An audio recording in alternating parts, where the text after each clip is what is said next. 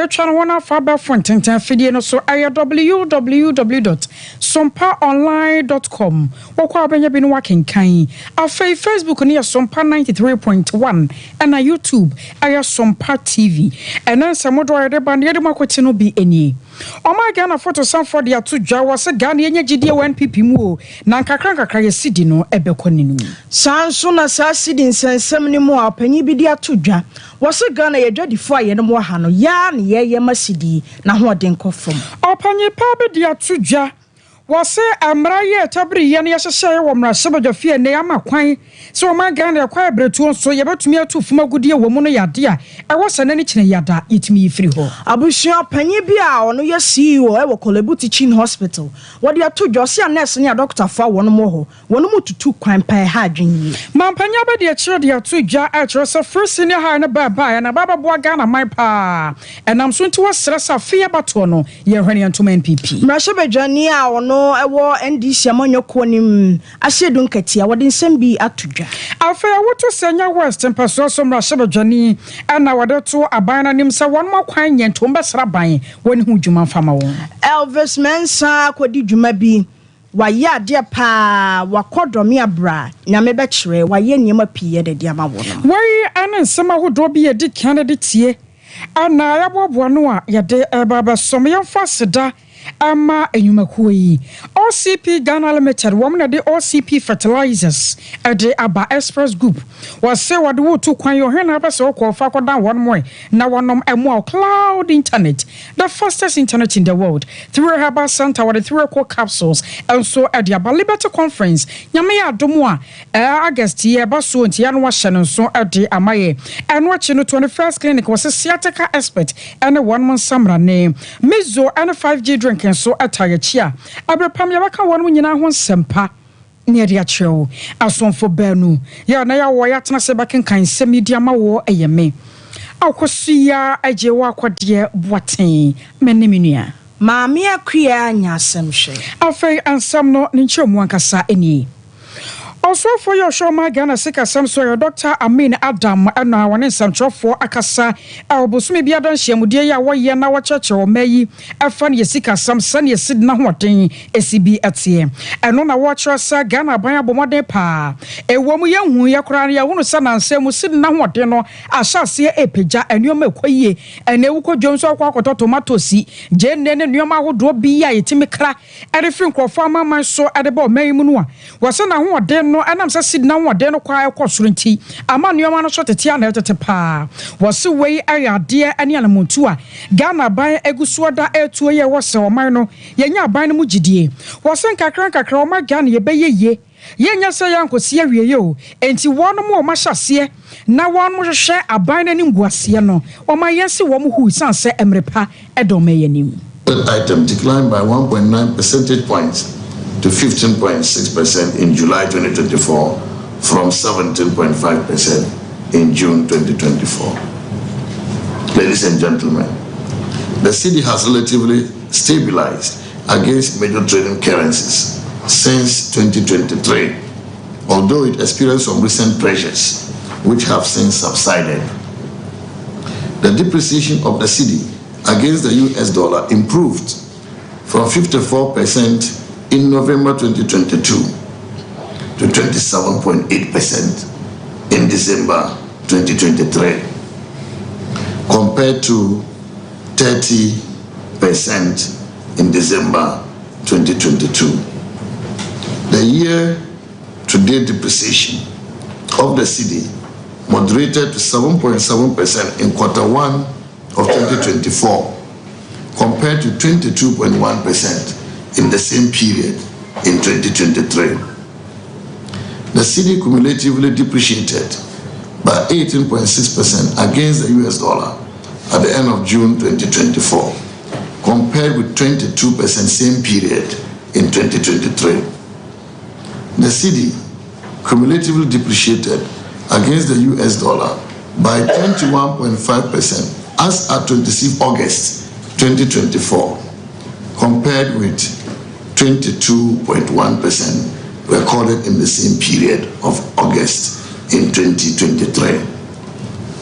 It's however easing as the month-on-month depreciation against the US dollar improved significantly from 6.1% in May 2024 to 3.1% in June 2024, and further improved to 2.1% in July 2024. So we've seen month-on-month depreciation coming down against the dollar from 6.1% in May this year.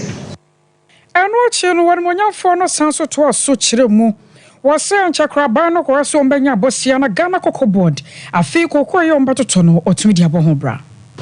I want to take this opportunity to clarify that as part of measures to improve the financial viability of Cocoa Board, government for the 2024-25 crop season will be sourcing funds through the syndication process and other alternative sources.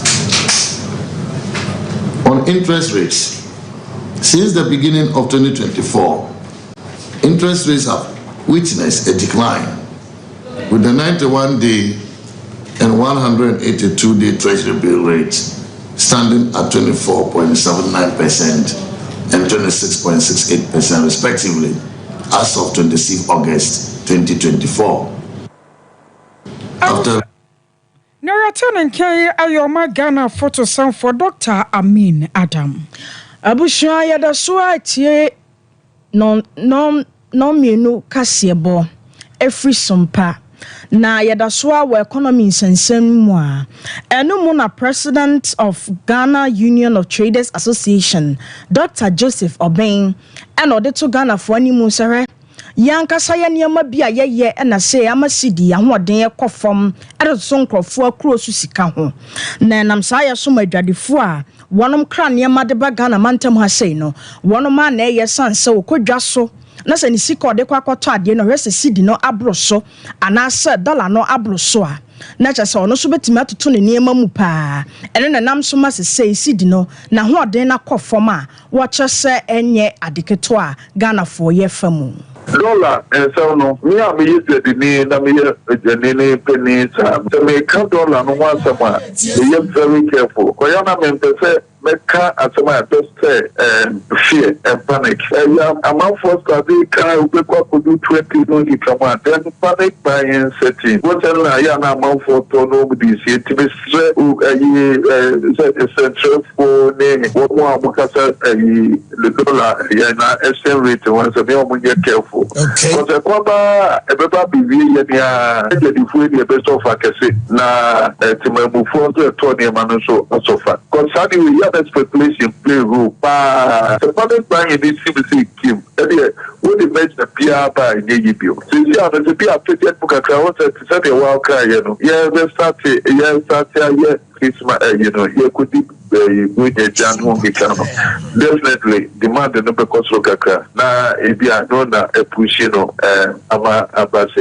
we should manage the speculation. But me, I buy when the chef is where you know, or Yana Cassia as well, or Pine Pia or Lefaswa, or bit maybe a Beniki said, I don't know that you are yet to do stability and get it to maintain. So, if BBC has to stay in stability, who are the numbers from? And so, Abbas and the KD paying for a longer time. And know that business thrives on stability of that country. You already buying a 200 mono yet, you'll be Piansabaya and Koso. Now, it be for a longer time. So, we won't remember for them and Mapoma, it means baby piano for a longer time.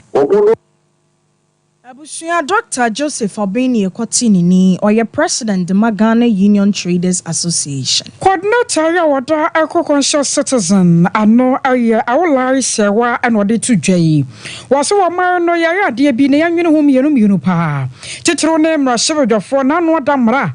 Wom kokruche na ma ho kwan sa omayi yakwa abretu ahodo no yebetumi atu afumagudie wo mu no yade adache ebetumi di asem abraye woso omayi mu yemu yaso nyini yentumi na yasare nanke akoboka hire na asem we yekoka ne he na yeye wose Ghana yanwere ye ho na yenhwa se kwa abretu no ayegya no enye se bia yegya no kwa na mom sane abaye na da chenchirima so behunu bie won bedi ho adanse na ne papi no abetumi aba o mai munti ene eja kwa ebretuo na ekwa ebretuo no nyina no pesame nkum nyane ade nti ye se kwa kwotena mu ne yatu afuma gudie wo mu dia ene no man no ye bekọ yanim so beche pa wore sanse we nyina to dwa wa bra ene ye tete se okwadro river forest reserve ye wo no ene mpanyimfo bi no abo awura mu ye wo no hyase a wotu afuma gudie eno na aka mu bi ama awolai se wa hyase tu oban no fo sesenke betumi asa mra no ye kurukire na mra se odwafo age atum no ye hwe se ye betumi asesa no.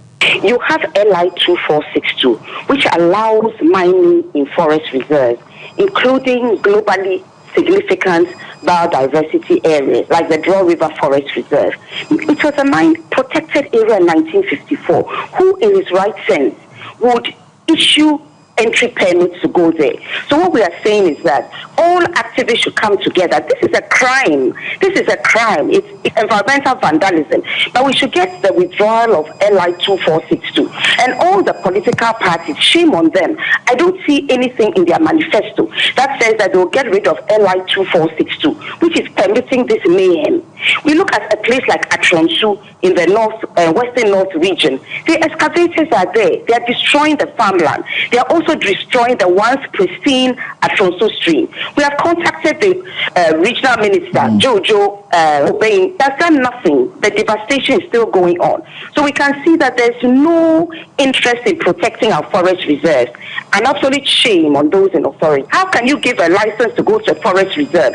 It is a globally significant biodiversity area. For heaven's sake, you do not have entry there to go and log or mine.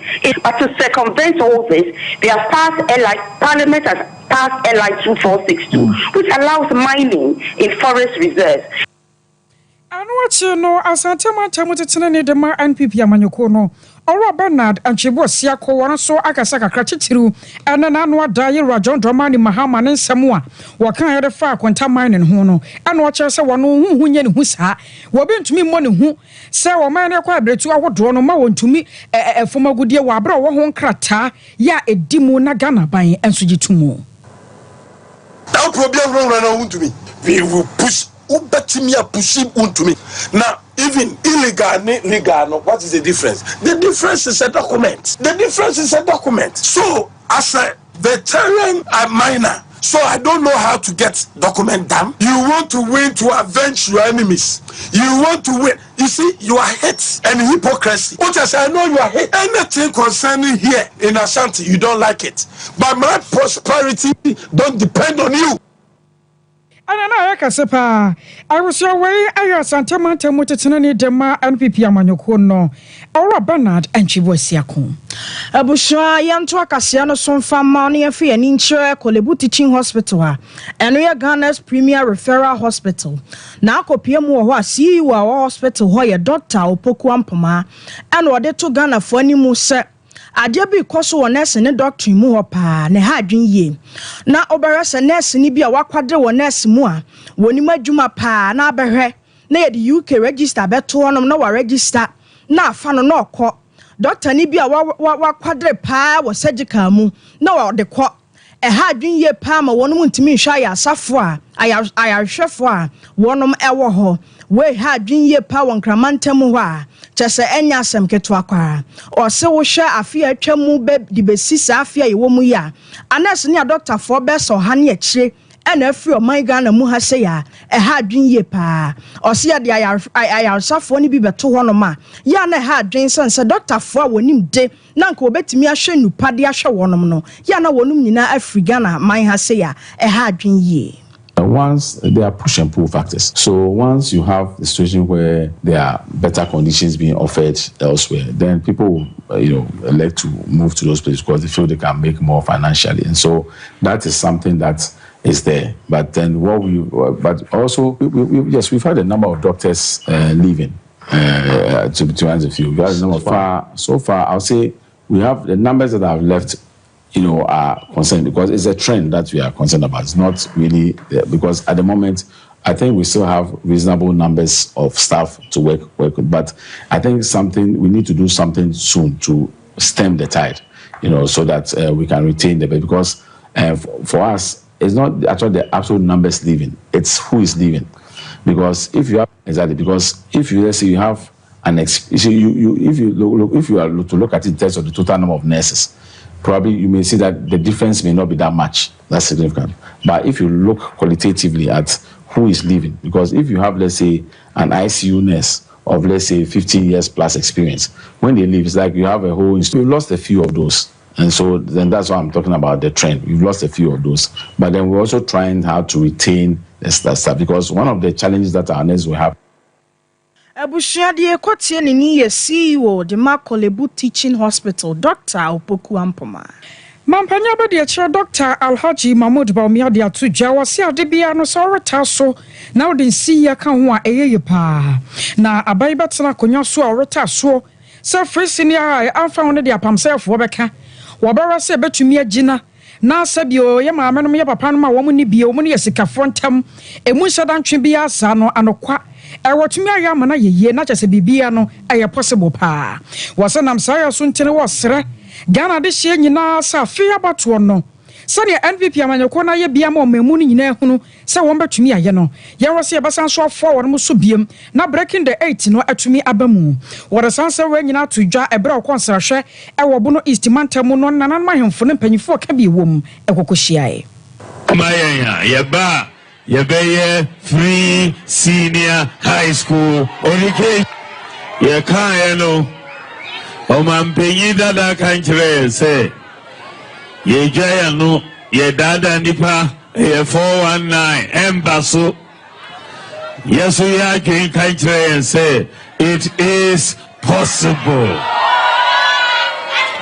elinti ela ye buy ye first budget 2017 and I did 3 SHS share and then if you watch ni yen kola umunyina senior high school umwako free ye papanum na ye maminum umun to school fees if you work for me.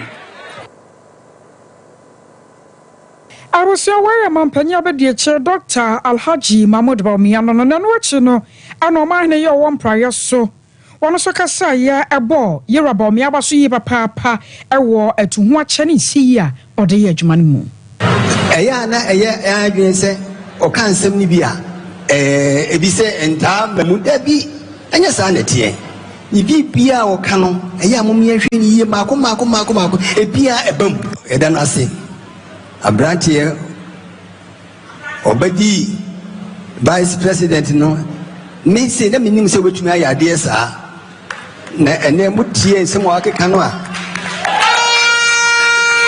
ewiase me nyina Ghana yani kan ya ne to so mienu miensa sa I was your way and your course so Bono East Mantam nimo Abushayan kwa amanyo semu na national chairman de match ni amanyoko Johnson ase dunketia eno de nsem bi to Ghana fo ni mu no watrese edom kuma wonom wo mrahye bedwafie no wonom ayade pa wo so ba mrahye bedwafie a edom kuma wonom ho ye be se 137 minority MPs ya chese omo ena ye mrahye bedwafo a wonom di djuma ede match ni amanyoko no watrese ye mo maba so pa oma yade sansa ban ye teso no ajapade pia Ghana fo dia ene niam bia ye di free nkronkro so ba no wonom be kamese wonom dia we nam so mamra shebedwafo a wonom di dwuma de masa chinyama nyokoi no watimi ahwe se abato mpo ye ba beto no de se ne de wo se wonom ye nyina no ededa na kwamu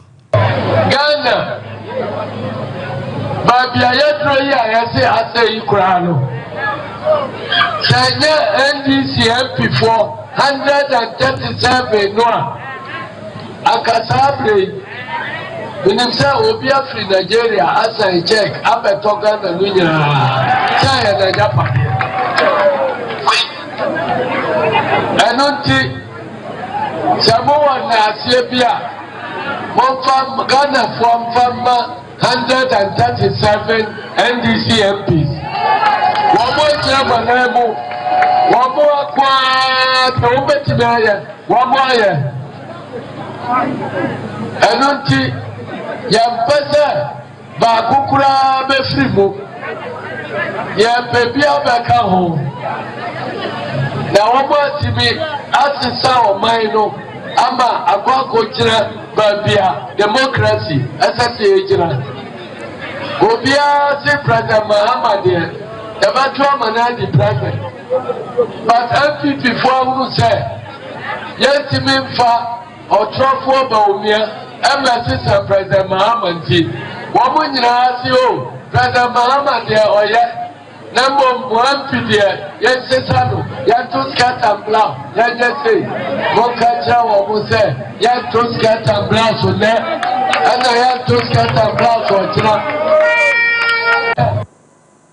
Bushon no bo asie dun katia kasa wo bra wo kopie mu e wo menya krobo constituency e wo Eastern region na nanu sie wo kasa na chi na Ebenezer Oklote Taylor B wonu ye mrahye bedwani de ma amanfo a wonu mo menya krobo constituency wonu no so kasa na wo chemu se NDC ya ban a ye ba na Ghana mpuntu dwuma a ye se ye no ye ba be ye pa ma Ghana ye nso ye fa ye ntuma pa afra wonu nso de nsem sei e na tu dwa.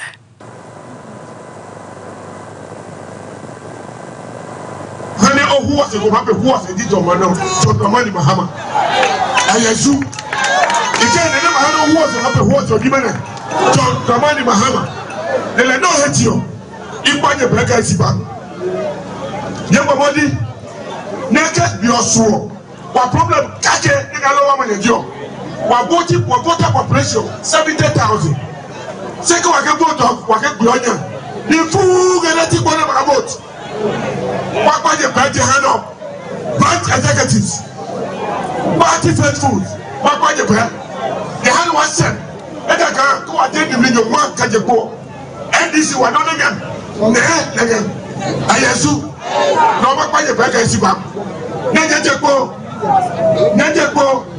Najaba vote, and I can't. What was it? Hete, by the brand is about. What was it? Hete. Oh, I remember.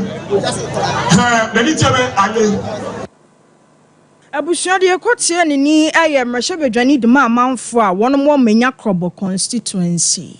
Honorable Gazilla Tata mrahye bedwani yo wa wutu Senya West mpeso so an wakasai. Wode ato dwase kwan aban no wafa so na won makwan won sensem woye no won nyame anim ni na bonyo so kra na enam so ntine wo besere se ne manfo hwe no monto aba ne ma NDC amanyoko no na nyame ya do no mo ba awoto Senya West mpeso so won makwan nyina da won behwe so mbetumi asiesie wo se aban yi akwakwa se ne de no woye ejisi wonimu no hunu se babia wo no woye NDC mpeso so ne ade a aya no mpeso be fi ukuranto obesere ne manfo na fi wadi omuna no munsa ne Ewura John Dramani Mahama ane NDC masojafo yento aba emfama wonom. Oh, one roads do. About roads do. I want to contrast. Just look at the roads. If you break, very bad. Meanwhile, agenda 111 hospital see how worry see. Ain't me fa hospital for few and see how a break quite on count. Then my ambulance on to my fado. Help I was in I from on to a break. Intimate. So 1 year this time, John Mahama Oba, ye baba be them kwan I want to a branch kwan so that it will be a smooth road. I'm a to use the facility. A kwan so boy. One tracing to Henfa. You bear one tracing to Jacodia because this road was started. No, it's been abandoned. And why the man community no if you are one way, if you want to complain, but really no one complains. Are you genuine? You see 7 December no betre na Mr. Obiade Ozne Kokromiti omfantu ye na ya hwe kwana e be fa do a yen development and yen nyima bia yekọ I mean menya hardcore development we say me is soft as well even na hwe youth we ginger yechi awaka she ejumam 52 of them in Bontrasi here alone over 100 in Bojasi 56 in Senya 52 the Mahama also of the National Apprenticeship Program member Osiba I can do this times 10 I mean medical cry me from 450 worship. Anroche no mankra do yo wa wutu Bontrasi Traditional Council ohena muasi ono so akasa kakra. Celebrate the rich culture of Awutu land, but also reflect on the community. Therefore, we thank God for seeing us through another year. As the saying goes, unity is strength.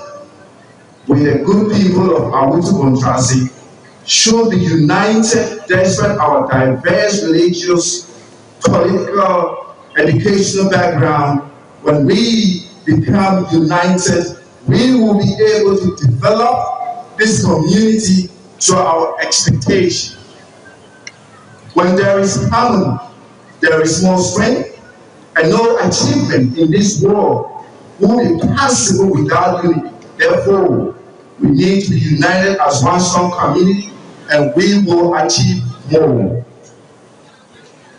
The youth and the generation to come, and they are the important building blocks of every society.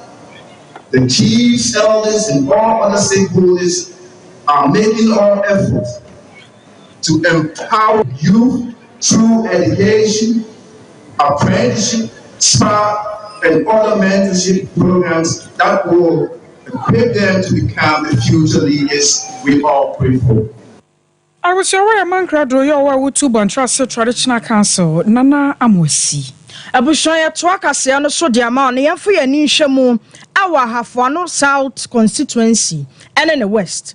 Wukopiemu wa ha Honorable Elvis Osai Mensa Dapa ayemrehye bedwani de ma manfa wono mo ho na wukopiemu wa ha wono ma wo bobo anase wodi agopama so agro wo ho no wakoye adoye bebre na dia ma wonom he wukopiemu wa ha mo wasi ayede doi wakoche wonom besemienu ane wo ho no ma ye anigisam de ma wonom pa eno na nsamtwefo ene ne twetwe nkomo ne yebusa ne se na Honorable die be important ti na waye sa adoye e dia ma manfo a wonom ho no se agoprama so agro e de anigye na bra manfo pa eni nti wonom a wo bobolo anase wodi agoprama so agro no se yesa adoye di mamwa ebe boa ma mo nso magudi anase adoma kyede adoma nkoma di adom no muso matimi adidi ho o se ebe boa ma agoprama so agro anase ball bo akansie no atumpa wa my Ghana mu ha pa eno no woto ne kasa ye so na Honorable Apia Joseph ono so ye organizer edema sa akoi wo constituency ho eno no so kase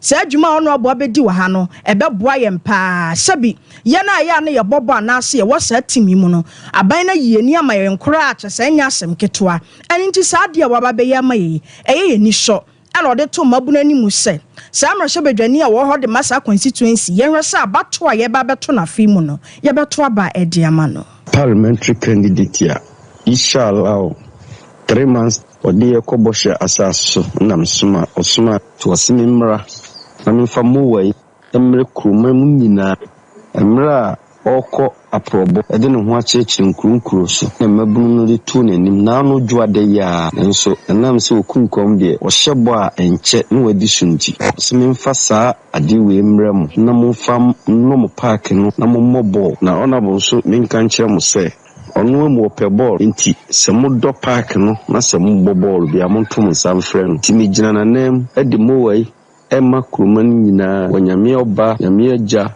ene zuzu kunkun itwa to nso ne se wosimes wosram se December 7 ade a wafa to no se afa no Southwest mpuntuo ene hia ne nti mumwura fiem na momodaru na de muhu de enketwa na December 7 moto aba mano na January 7 2025 obeye member of parliament de muhu ebeche so mbacho ye mesho bedwani de ma manfo a wonomo ahafo no South constituency Ariatua and Samna Sona Ghana Former Association, Ayakuya War France, Abochimemu Nawateno, Afimpimiano near Dunubako 2021.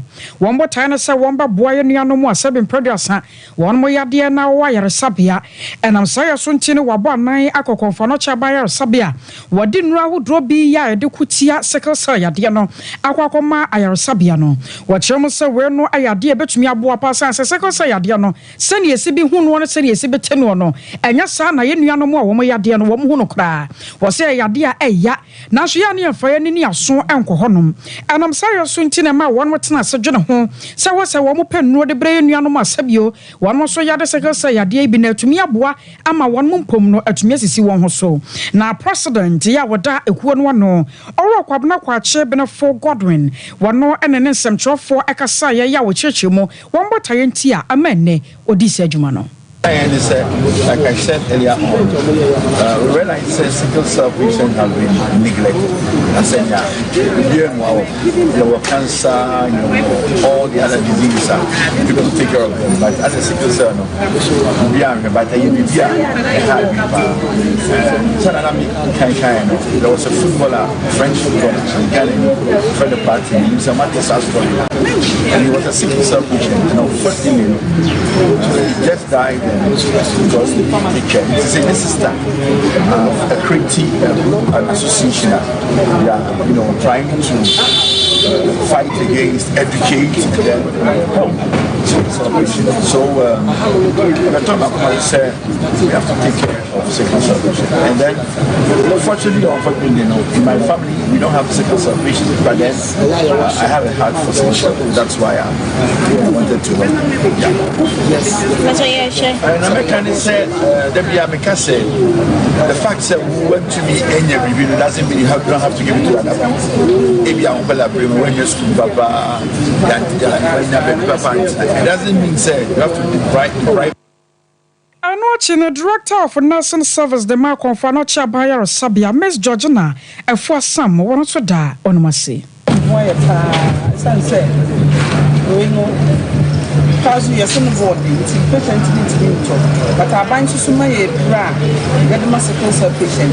It's way no brother cat, they are binding my now. I'm what patient in the baby. Papa not saying your way. Now, this is the first time Ghana formed by our France. Yes, I donation in their mind. It's directly to them so any of so we do it out. You see a patient to know, so now a hammer effectively. Continue to use the papa on your way at the Cassandra Ghana menu and not one the hospital back middle belt of Ghana. They are about 12 regions out of the 16. We have patients from all over the regions. And what Anna, Madame Yaw, also her walk for Noche, Abaya Sabianma, one would you met any woman share to me quay ye. And also Rampo or our say Homeda, one or so a Casaka cry.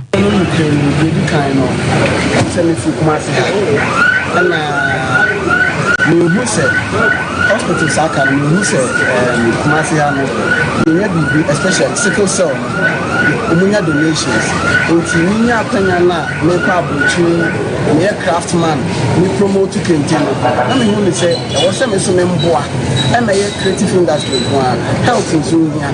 Namiso, Odra, diaspora, a domino, and then a friend said, O'Brien, Bonica Cranka, Bema.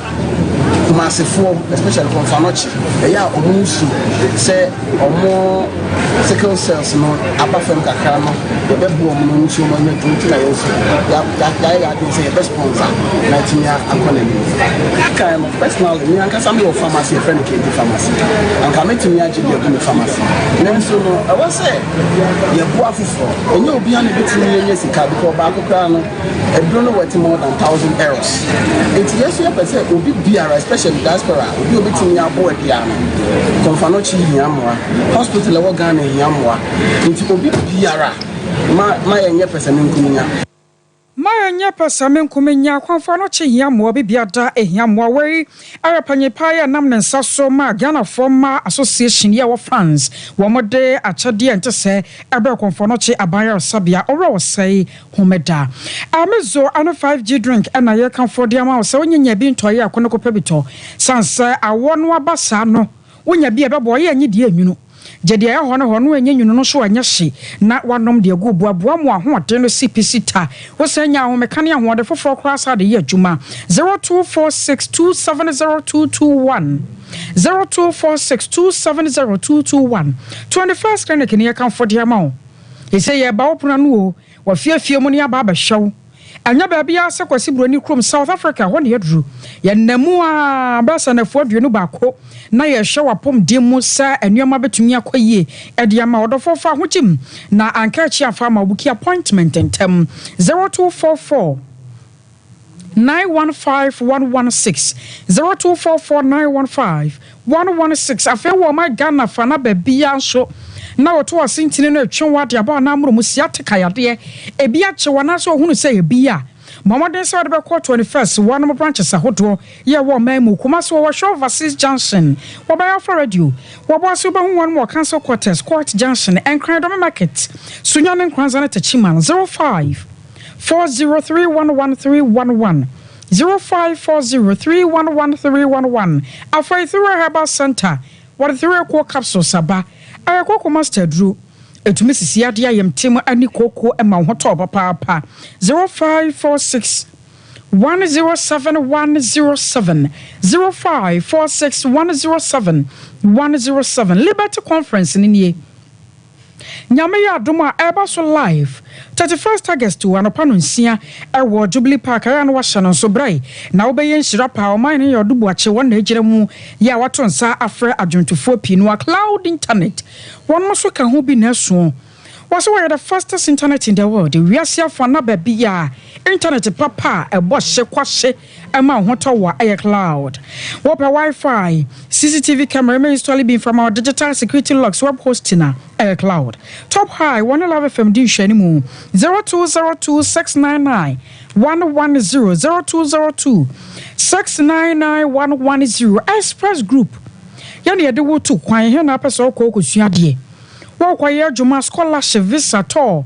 ticket and holidays bi na wo pa Express Kumasi was a flip around about and crying can she first light for your near ninkomo 0249 00 0448 0249 000448 afena na makwa forward ye mudie mua OCP Ghana Limited woman adiaba fertilizers pa anyasam ketwama yanka nadaw we yetumra na ya kyerɛsie kura yetu samre ni woso OCP Ghana Limited o woman da sa fertilizers no aba wonya bia ebeboawo fago no bae no so mana so do so na twabre no dura watumi atwade mu odin ye OCP NPK 15 ana ye OCP NPK 10 emo bia no nya obenya bi no wato for 0555 909 437 0555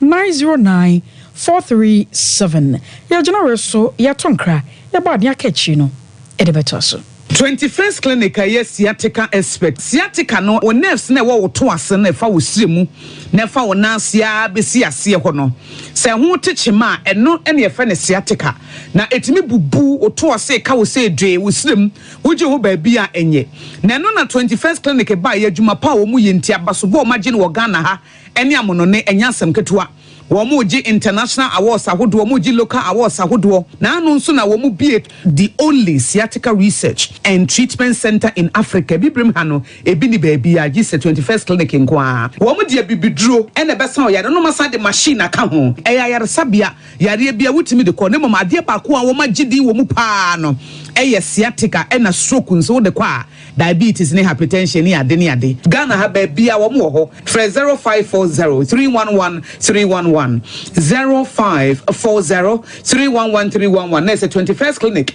Woman is sciatica expert.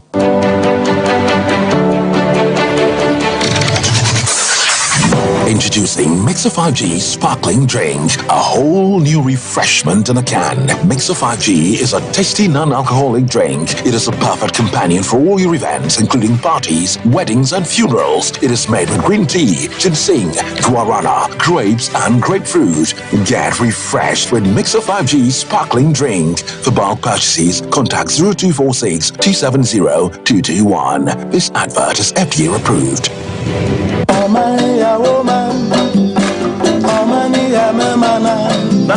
Afuyi afuye na saduru hobie mu eti wo dwedwe fertilizer afiwe uba yusu ana esanse afra se fertilizer woto ye amwa wo no na ma wadwuma no anyina eto ape onobaye no antumi anyini na nso do so e ma woboka ani atumda fertilizer papa abadwa so de eno ane OCP fertilizer egumu ahodo akuafo a modo enobaye ebitise atoko ajuo emo ene atosode ahodo no omo enkoje OCP MPK 15 Anna OCP MPK 10-2010. Akuafo a wɔn so ɛdɔ legumes ebi te sɛ soya beans, peanuts, ɛna beans. Wɔn so ɛnkɔgye OCP fertilizer a ɛyɛ TSP. OCP fertilizer ebusu wɔ baabi a yɛtɔn yɛn nyɔma ɛwɔ man Ghana mu. Ɛno ti atufoɔ ɛfrɛ 0555 909 437 ana 0555 909 433. OCP fertilizer papa. OCP yɛgyina hɔ ma Ghana ɛne Africa biayo.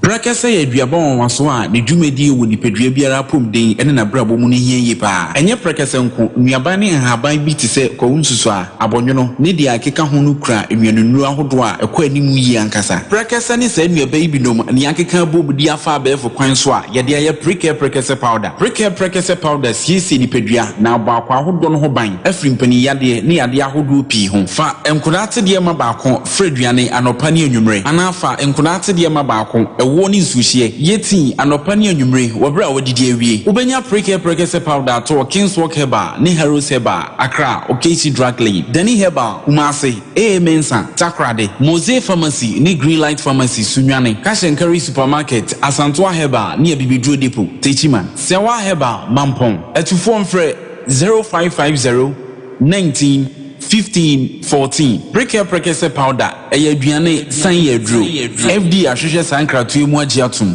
hey sewa me hu acho me na no me bisa ekra so ko abrochi Kwaku, afeina mebeko. Menkrata krani. Hey, eni me ma connection man for den kofo sika aduane ne wanya otwedi mu sa no. Oh, Express Group adarumenti akwentu ayefo. Opese otu kwan kosua de a Express Group do be call mine bi to say Canada, US, Australia, UK, and Germany. Say e to ana se visiting so a Express Group do be call Dubai, Canada, US, Australia, and Germany. Mo am pese mo tu kwan koye adwuma nso obetimi de wako Dubai, Qatar, and South Korea. If you also want to take international tests like SAT, IELTS, TOEFL, GRE, GMAT, they can help you pass easily. They can also help you secure a good job in the UK. You should mention a kwai Kumasi Asafule Roundabout Hwa, Accra and so Omo Carnation First Light, Tama Omo Community 18 Lashabi Girl Filling Station. From Omo Ahomacho for ISO 055 555 0067 and 0249 000448.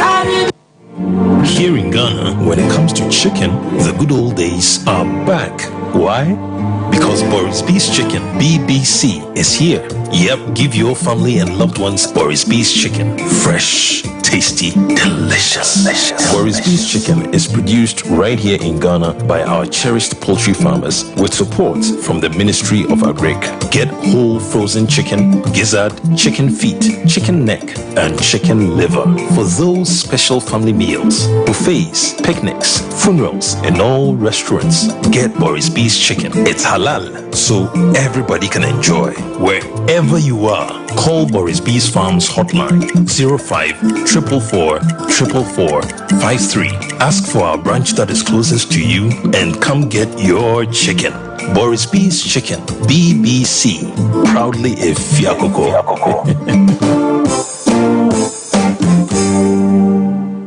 Oja sun kron ni moja.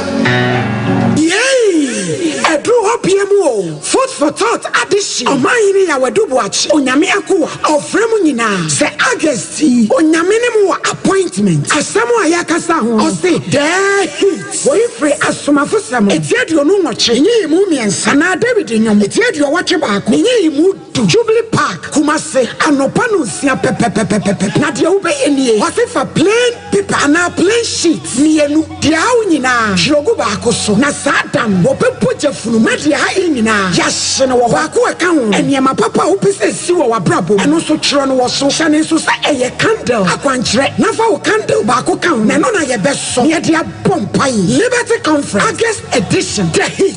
ye bebo mpaye ye bebo na wonyame betie si ni boy ni so oman ni ya wadu boache na ho fedie ebe nyame made adwomtufo ni ora kwaku jesi minister Kwame Jedu minister Kofi Pepra one na bet so chom ahokeka kwan shahid August 31st proposi prempa obodu poko Calvary pema kokodrufo the friend is that what sere dom no be Kenya ne ho ye be kaya tamfo egu oh glory hallelujah one more time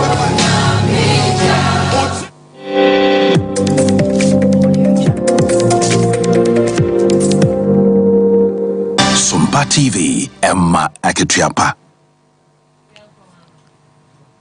Abushaya dase na yedo bibia sesuso otwen ye ma yekwagi aboafo nkrato de baye Sompa 93.1 FM asante mantamu kumase na wutie kasie edifi afa yento akasie no so emfama CEO de ma Asante no Company Limited aye ora Kwame Fantim and ode to Ghana mabunani mu sehwe kuya adwuma wo yi eye pa sika wo mu enti obesre Ghana mabunu seyemfa ye hunduo kuyayomu na afa yentimi nya sika bi yengu yibotomu ose kamia ese oba Ghana man mu ha se ya emofra wa ha na se mabunu no mpekuyayo obenyanko wabotai hello sir good morning no abetena se na ne esi abofa ne ho se ho ose no ne ye penemom si ye bowra kuyayomu a eno na sika wamu na betimi aboa ya ma yenso yesi kasama tumpon eno no wakasa wo ne kasa yemu no wato aso no se dedisua de ye suku koye na mom kuaye adwuma so de ehon wonfa so pa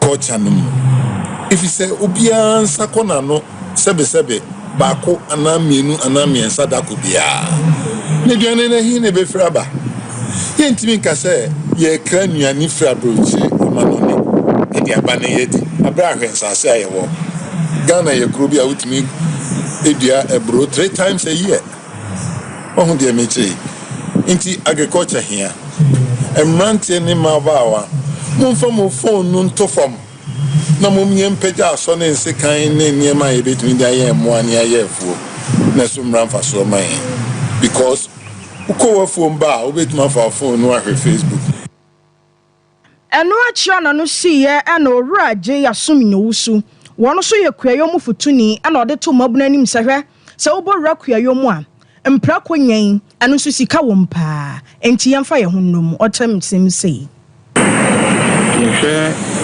aduane a yedi ene enam a ye we na e wo se ye nyina no ye boy homoden se ye betimi ashemu kina na we ye de dikan kra Kujis Ghana Limited and the Hills Ghana Limited ya sha se ye de nimdie if in Netherlands or more share company na chino ebeba o mai mu na fe ye de abwa farmers no se be ya o mu production na mo ye no o mbenya esomfa so enti e wo mu se Kujis company emu aduane na ye enso enya no ko a ye hu se farmers no o mo ye partners enti no se ye boa o mu se de be o madwuma ne betumpon a yesu ye adwuma ne betumpon enti enaye de edikan kra ewo Ghana ha se Kujis Ghana Limited and the Hills Ghana Limited ye organize program at say abushia de ne twagu ye eyo rajeman asuman owusu Ariajina was so na den sem nyina asi aseda kwode amakoko Veronica Jando akosia sumoya Grace Buzi Reverend Michael ne Happy munyina yada mo aseda mo ase oro sante abo Benedict woni ensomfo panyi asomfo banu ye betena seken kan ye anaya wo yaw ne ya dai edema mo eyeme akosia